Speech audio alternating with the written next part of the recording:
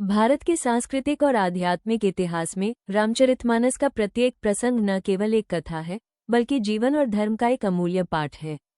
यह विशेष प्रसंग महाकाव्य के सुंदरकांड से लिया गया है, जो प्रभु श्री राम के पराक्रम, मर्यादा और उनकी करुणा को चरितार्थ करता है।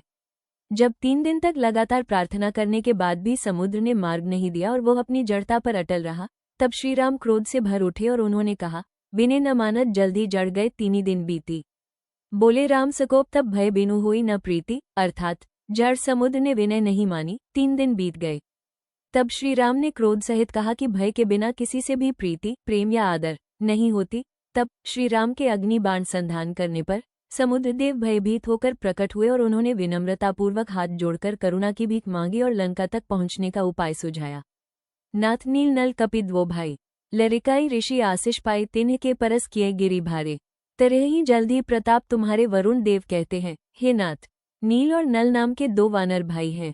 उन्होंने बचपन में एक ऋषि से यह आशीर्वाद प्राप्त किया था कि उनके स्पर्श किए हुए भारी भारी पहाड़ भी आपके प्रताप से समुद्र पर तैर जाएंगे, और इस प्रकार रामसेतु के निर्माण का आरंभ होता है और सेना लंका की ओर कूच करती है। ये चित्र हिमाचल प्रदेश की प्रसिद्ध कांगड़ा चित्रकला से प्रेरित होकर बनाया गया है। ये कांगड़ा चित्रकला दर्शाती है एक ऐसा क्षण जब भगवान का दिव्य क्रोध, विनम्रता और उपाय की गुहार से शांत हो जाता है, जो इस महाकाव्य रामायण के शाश्वत ज्ञान, सामंजस्य और मर्यादा के महत्व को प्रतिध्वनित करता है।